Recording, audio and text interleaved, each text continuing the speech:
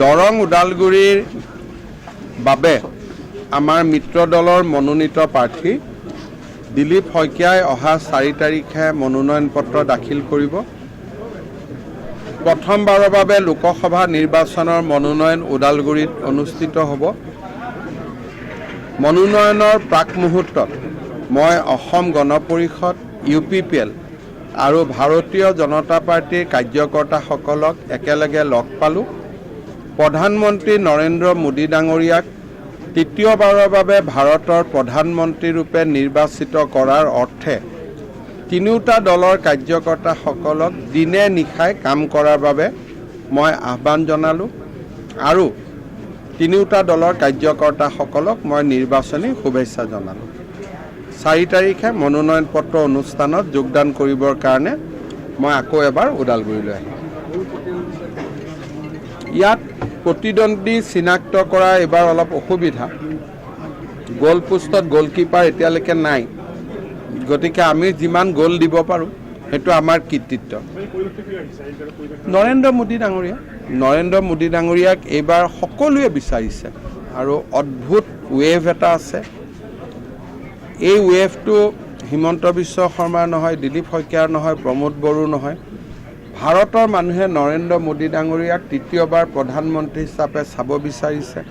কাশ্মীৰৰ পৰা কন্যাকুমাৰী, সৌৰাষ্ট্ৰৰ পৰা শিলচৰলৈ সকলোতে এটাই কথা, আৰু যি দৰং ওদালগুৰিত হৈছে তেজপুৰত গ'লে একেই পৰিৱেশ দেখা পাব, গুৱাহাটীত গ'লে একেই পৰিৱেশ দেখা পাব। ক'তো মই বেলেগ একো দেখা নাই, সকলোতে নৰেন্দ্ৰ মোদী। 3 লাখ, কাৰণ যোৱাবাৰ 1.5 লাখ ভোটত দিলীপ শইকীয়া ডাঙৰীয়া জিকিছে। এইবাৰ 2 লাখ ভোট নতুনকৈ দৰং মঙলদৈ সমষ্টিত যোগদান হৈছে আৰু এই 2 লাখ ভোট এনেকুৱা সংযোজিত হৈছে যি পৰম্পৰাগতভাৱে BJP আৰু UPPL দলৰ ভোট। জালুকবাৰী সমষ্টিৰো 65,000 ভোট যোগ হৈছে, তাতেই 50,000 লিড আমি অকলে তাতেই পাম। কংগ্ৰেছে 5,000 পাব, আমি 55,000 পাম। গতিকে এইবাৰ এইটো 3 লাখৰ ইলেকশ্যন।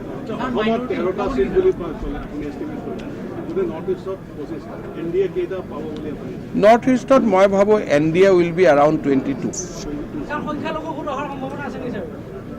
চব সংখ্যালঘু লোকে প্ৰথমবাৰ এটা সুশাসনৰ সোৱাদ পাইছে। কমিউনেল টেনশ্যন নাই, হিন্দু মুছলমানৰ সংঘাত নাই, বড়ো অবড়োৰ সংঘাত নাই, জনজাতীয় অজনজাতীয় সংঘাত নাই। কাম কৰা মানুহে, খাটি খোৱা মানুহে পৰিশ্ৰম কৰিছে, উপাৰ্জন কৰিছে, ঘৰ চলাইছে। আজি ৰমজানৰ পৰিৱেশ, ক'তো আলপিন এটাৰো খেলি মেলি নাই। ধৰ্মীয় উপাসনা কৰিব লাগে, সকলোৱে উপাসনা কৰিছে, এটেকাফত বহিছে, শান্তিত আছে, ক'তো একো অসুবিধা নাই। অৰুণোদয় যদি হিন্দুৱে পাইছে, মুছলমানো পাইছে, সকলোৱে ৰেচন কাৰ্ড পাইছে, সকলো স্থানতে ৰাস্তা হৈছে। গতিকে মই নাভাবোঁ যে মুছলমান সমাজে ইয়াতকৈ আৰু কিবা বিচাৰে। গতিকে এইবাৰ যদি আমাক ভোট নিদিয়ে তেতিয়াহ'লে আমি নিজে অনুভৱ কৰিব লাগিব যে আমাৰ ক'তনো ভুল আছে, কাৰণ একোতো আমি বেয়া কাম কৰাই নাই। সকলোকে সমান চকুৰে সবকি সাথ, সবকি বিকাশ, সবকি বিশ্বাস, সবকি প্ৰয়াস। গতিকে মইতো গোটেই সভাবিলাকত হিন্দু, মুছলমান, খ্ৰীষ্টিয়ান, অসমীয়া ভাষী, বঙালী ভাষী, বড়ো ভাষী, নেপালী ভাষী, হিন্দী ভাষী, জনজাতীয় অজনজাতীয় সকলোকে দেখা পাইছোঁ। মইতো এইবাৰ দেখাই নাই যে কিবা বেলেগ পৰিৱেশ আছে।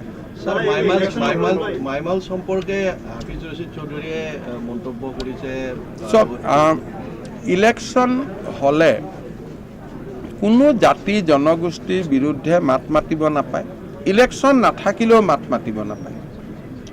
কংগ্ৰেছ দলে জাতিক ভাগ কৰি কৰিয়ে তেওঁলোকে ৰাজনীতি কৰিছে। বৰাকত মাইমাৰ জনগোষ্ঠীৰ লোকসকল BJPৰ ফালে আকৰ্ষিত হোৱাৰ কাৰণে তেওঁলোকক ক্ৰিমিনেল বুলি কৈ দিলে, কিন্তু যোৱাকালিলৈকে তেওঁলোকে কংগ্ৰেছকে ভোট দি আহিছে। আজিও আমাক ভোট দিব নে নিদিব সেইটো আমি EVM নোহোৱালৈকে গম নাপাওঁ, কিন্তু ইমান বেয়া মন্তব্য ই কংগ্ৰেছৰ মানসিকতাকে সূচাইছে।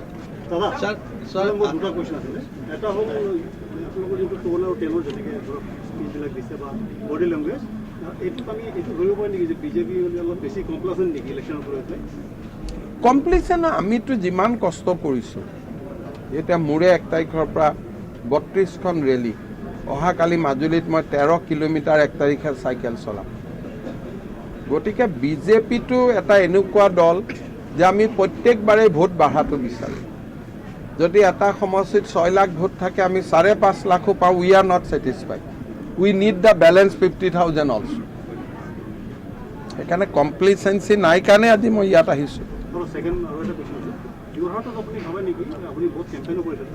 আপোনালোকে এটা সমষ্টিৰ কথা কিয় সোধে তাৰ কাৰণটো কি কিবা এনেকুৱা বোলে কিবা এটা বিশেষ ঘটনা হৈছে এইটো আপোনালোকৰ মাইণ্ডছেটটো চেঞ্জ হ'ব লাগে আপোনালোকে ব্লু ব্লাড মানসিকতাৰ পৰা ওলাব লাগে আপোনালোকে লুৰিণ গগৈৰ কথা সোধক আপোনালোকে প্ৰেম গুঞ্জুৰ কথা সোধক এটা সমষ্টিৰ কথাই সুধি থাকে কাৰণ আপোনালোক যাৰ বিপক্ষে নৰেন্দ্ৰ মোদীয়ে কাম কৰি আছে আপোনালোক ভাৰাক্ৰান্ত ক'ৰবাত ব্লু ব্লাড দেখিলে পগলা হৈ যায় Indian media is always' victim of that blue blood sir Ajmal সাহেবে পুনৰ কৈছে যে আপুনি গ্ৰীণ সিগনেল দিলে তেওঁ মই আজি আজমলক গ্ৰীণ সিগনেল দিছোঁ বিয়া পাতক কিন্তু এই লোকসভা ইলেকশ্যনৰ আগত তাৰ পিছতে বহু বিবাহ বন্ধ হৈ যাব এতিয়ালৈকে বন্ধ হোৱা নাই গতিকে এতিয়ালৈকে বিয়া পাতিব পাৰে ৰকি আৰু তেওঁ মিলি যি বিয়া পাতি থাকক কিন্তু ইলেকশ্যনৰ পিছত আৰু বিয়া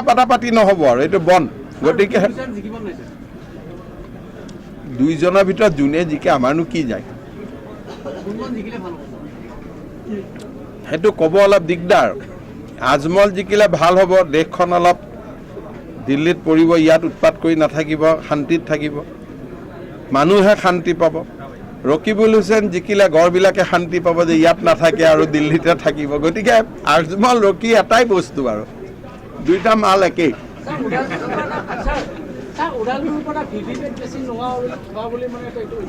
জিলা উপায়ুক্তৰ ওপৰত এই বিষয় লৈ নিৰ্বাচনী আয়োগে তদন্ত আৰম্ভ কৰিছে ইয়াত মই কমেণ্ট দিয়াটো উচিত নহয় বিজেপিত আহিবই ভাই মই ভৱিষ্যতবাণী এটা কৰি থৈছোঁ আপোনালোকে পিছত চাব খালি সুধি থাকিলে আৰু তেওঁক গৈ কোৰ্টত কেছ কৰিব কিবা কৰিব সেইটো বেলেগ কথা আপোনালোকে সুধি নাথাকিব কথাটো বাকী আহাটো আহি যাব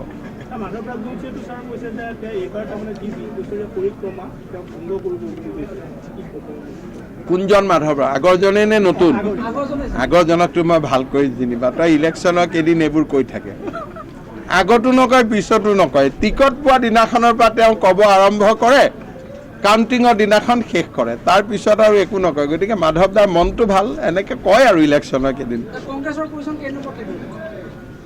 থক 2 আৰু 3ত কোন থাকে তাক লৈ মই কনচাৰ্ণ নহয় 1ত দিলীপ শইকীয়া থাকিব 2, 3 যোন থাকে থাকক আমি যদি 2 অমুক থাকিব বুলি কওঁ আপোনালোকে ক'ব এওঁলোকৰ লগত তাৰমানে এওঁলোকৰ ভাল গতিকে 2, 3 তেওঁলোকৰ সমস্যা প্ৰথম দিলীপ শইকীয়া 3 লাখ প্লাছ